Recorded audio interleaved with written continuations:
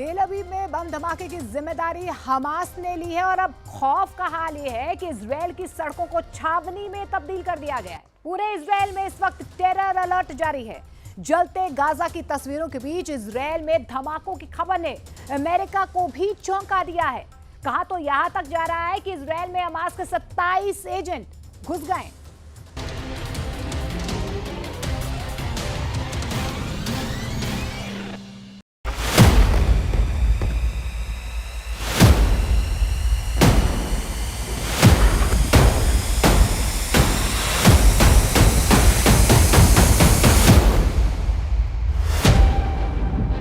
Israel की राजधानी तेल अवीव में फटा बम।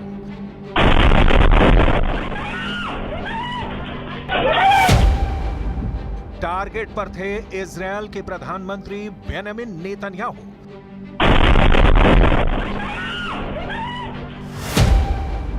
रक्षा मंत्री योव गैलेंट को उड़ाने की थी तैयारी।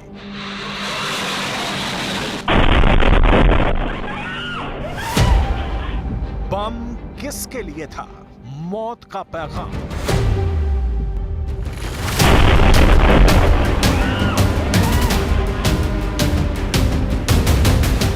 जिनके घर शीशे के बने होते हैं वो दूसरों के घर पर पत्थर नहीं मारते।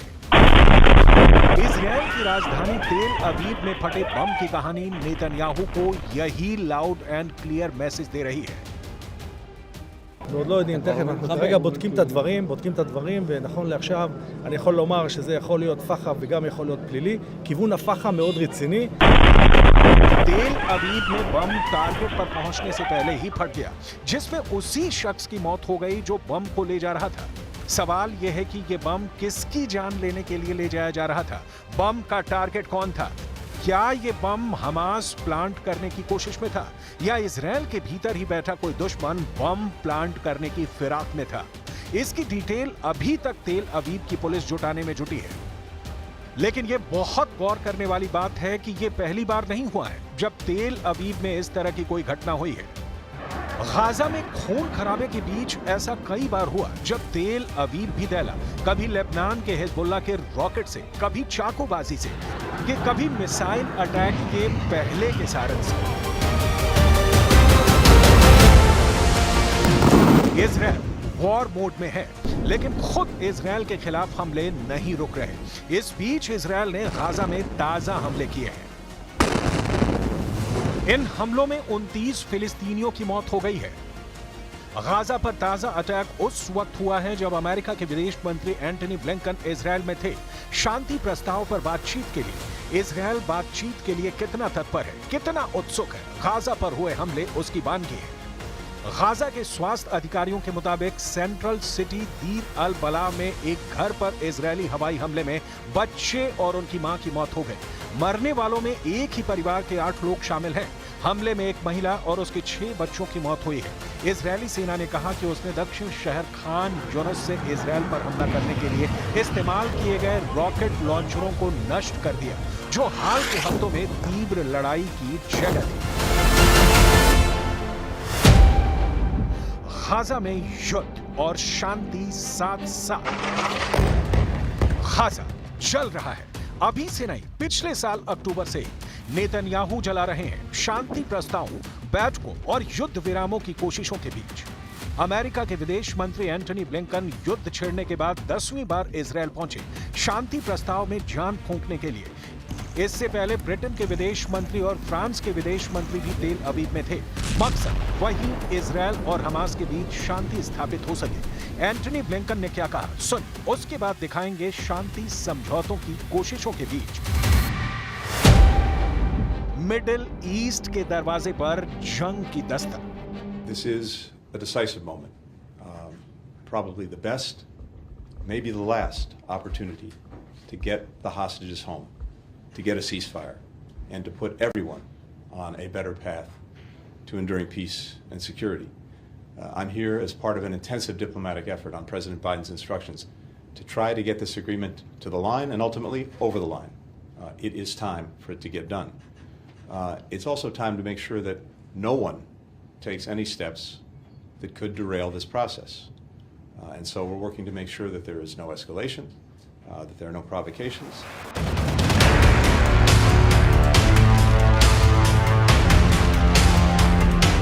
बताया जा रहा है कि इजरायल के प्रधानमंत्री नेतन्याहू और अमेरिकी विदेश मंत्री एंटनी ब्लिंकन गाजा के साथ एक समझौते पर मुहर लगाने के लिए नए सिरे से बातचीत करेंगे। इजरायल के बाद ब्लिंकन मंगलवार को मिस्र के काहिरा की यात्रा करने वाले हैं, जहां आने वाले दिनों में युद्ध विराम वार्ता फिर से शुरू होगी। एएफपी के मुताबिक जॉर्डन और खुद हमास ने भी पश्चिमी देशों से नेतन्याहू पर दबाव बनाने की अपील की है ताकि कोई समझौता हो सके।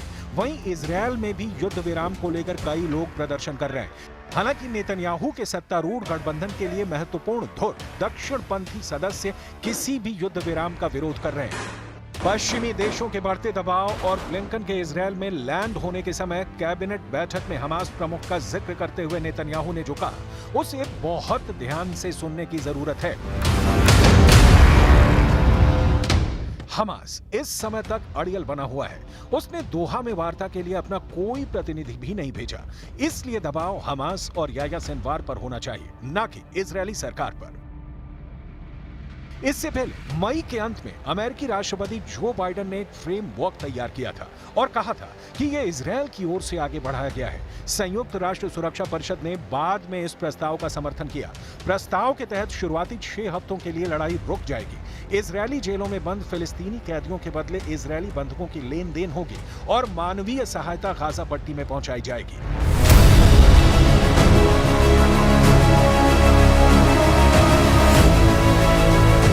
अमेरिका, कतर और मिस्र के मध्यस्थों ने भी प्रगति की सूचना दी है और अमेरिका का भी मानना है कि समझौता होने के करीब है।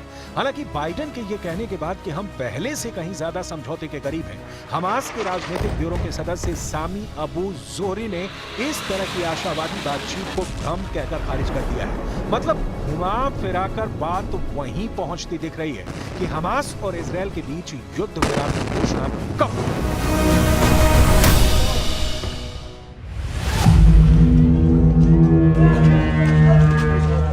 हमास इजरायल युद्ध में अब तक 40,000 से ज्यादा लोग मारे जा चुके हैं। गाजा में पोलियो फैलने की आशंका गहरा गई है। विस्थापित फिलिस्तीनियों के लिए कोई जगह नहीं बची है। कुछ लोग सड़क पर सो रहे हैं। पीने का पानी भी दुर्लभ हो चला है। बाजारों में भोजन तो है, लेकिन यह बहुत महंगा है और फिलिस्तीनियों के पास पैसे नहीं बचे हैं। खून, मौत, मातम और सन्नाटा ही गाजा का वर्तमान है।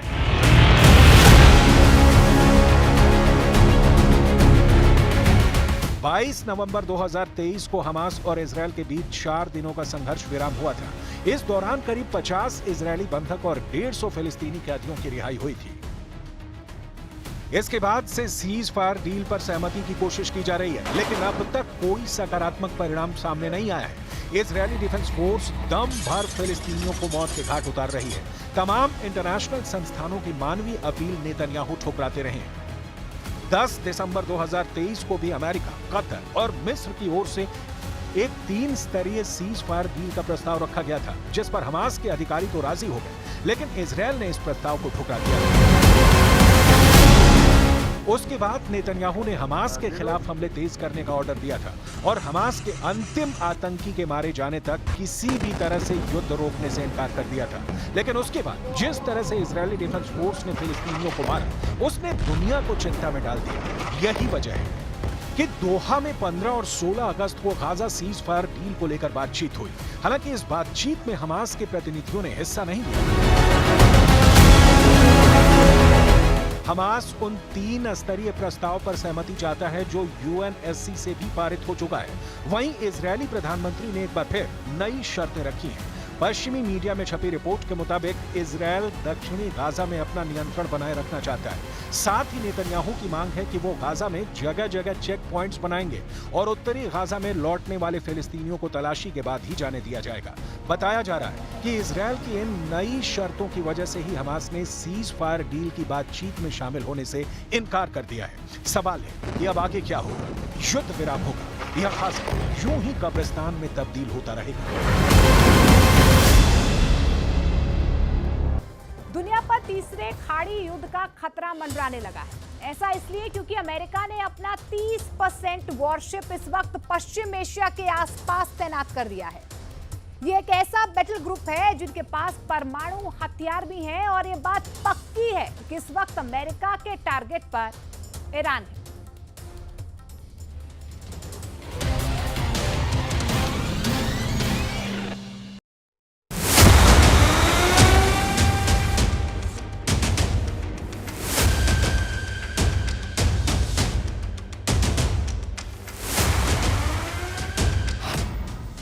क्या अमेरिका ने तीसरे खाड़ी युद्ध की तैयारी कर ली है?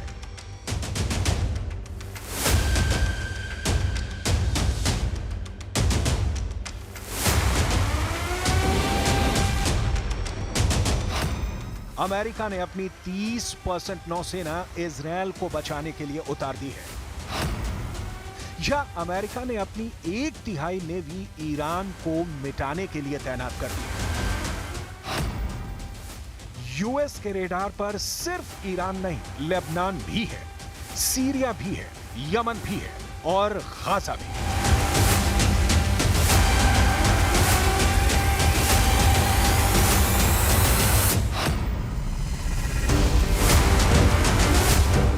बाइडेन के विध्वंसकों ने इजरायल के दुश्मनों को घेर लिया है। ये इजरायल के दुश्मनों के लिए वाकई बहुत बुरी खबर है।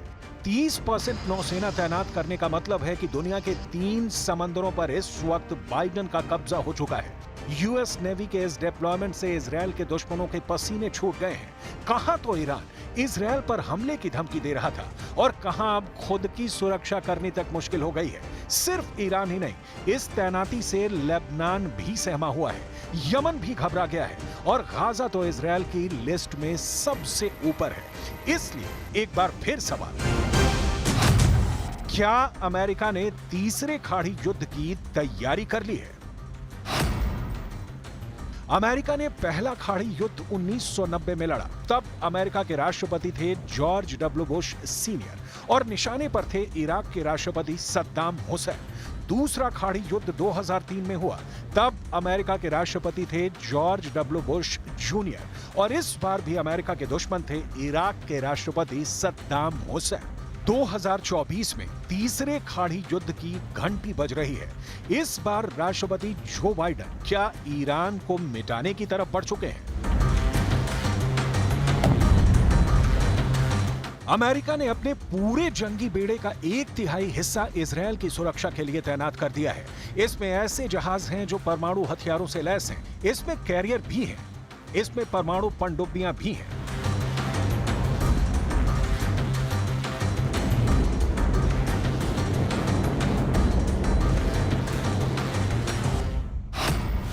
अमेरिका का carrier battle group USS Abraham Lincoln की लीडरशिप में भूमध्य सागर को कवर करेगा। परमाणु पनडुब्बी यूएस जॉर्जिया भूमध्य सागर में लेबनान के पास तैनात हो चुकी है। ओमान की खाड़ी में USS Theodore Roosevelt carrier alert पर है, यानी यहां से ईरान को खतरे में डाल सकता है। इसके अलावा अमेरिका के destroyer USS John S McKeon और यूएसएस डैनियल इनोयू भी ओमान की खाड़ी में तैनात किए जा चुके हैं। लाल सागर में भी अमेरिका के वॉरशिप तैनात हैं। यहां से हूथी की मिसाइलों और इजरायल की तरफ लॉन्च होने वाले ड्रोन को ट्रैक कर रहे हैं। अमेरिका की इसी तैनाती ने इजरायल के सभी दुश्मनों की नींद उड़ाकर रख दी है। अब तक ईरान इजरायल को धमकी पर धमकी दिया जा रहा था, लेकिन अब वो बैकफुट पर आ चुका है। अमेरिका ने दोस्त की सुरक्षा सुनिश्चित करने के लिए दुश्मनों को हर तरफ से घेर लिया है। तमाम अटकलों के बीच दोस्त की मदद को दोस्त सीना तान के खड़ा हो चुका है और दुश्मनों को साफ लहजे में कहा है कि दम है तो आगे बढ़ो। हमास चीफ इस्माइल हानिया की हत्या के बाद इजरायल पर हमला करने को ईरान बेताब है। इजरायल पर चौतरफा हमले का खतरा मंडरा रहा है। एक ओर ईरान तो दूसरी ओर हिजबुल्लाह। खतरा दोनों ओर से है, लेकिन काउंटर स्ट्राइक के लिए अमेरिका अब यहां मौजूद है। हिजबुल्लाह के करीब पहुंची अमेरिका की परमाणु पनडुब्बी 154 क्रूज मिसाइलों के साथ नसरल्ला पर हमले की पूरी है तैयारी। सवाल है, क्या नेतन्याहू को बचाएगा बाइडेन का ऑपरेशन टॉमाहॉक? इजरायल पर ईरान और हिजबुल्लाह की तरफ से मंडरा रहे खतरों को देखते हुए अमेरिका ने अपनी फोर्स इस इलाके में बढ़ा दी है। खाड़ी में उसके एयरबेस भी एक्टिव हैं और उसकी नौसेना के पास हथियार किसी भी वक्त मिसाइलों की बारिश कर सकते हैं। लेबनान के पास तैनात अमेरिका की ओहायो क्लास पनडुब्बी यूएसएस जॉर्जिया पर 154 टोमाहॉक मिसाइलें तैनात हैं जो 2500 किलोमीटर दूरी तक अटैक कर सकती हैं। इसमें 21 इंच के 4 टॉर्पीडो ट्यूब्स लगे हैं। एक न्यूक्लियर रिएक्टर इंजन वाली इस हाई क्लास पनडुब्बी में 15 अधिकारी और 140 नौसैनिक तैनात रहते हैं। इसका डिस्प्लेसमेंट 19,050 टन है। ये सबमरीन 46 किलोमीटर प्रति घंटे की रफ्तार से चल सकती है और 800 फीट की गहराई तक जा सकती है। अब अमेरिका का एयरक्राफ्ट कैरियर देखिए। दुनिया में इसे समंदर का सिकंदर कहा जाता है। इसकी एक मूवमेंट से दुश्मन थर थर कांपने लग जाता है। नाम है यूएसएस अब्राहम लिंकन। इजरायल की सुरक्षा के लिए अमेरिका ने अपने तीसरे कैरियर स्ट्राइक ग्रुप को तैयार कर दिया है। इस जहाज में 2 परमाणु रिएक्टर हैं, 4 स्टीम इंजन भी हैं। इसकी अधिकतम रफ्तार 56 किलोमीटर प्रति घंटा है। परमाणु ताकत से चलने की वजह से इसकी रेंज असीमित है। इस जहाज पर 5000 से ज्यादा सैनिक तैनात रहते हैं। इस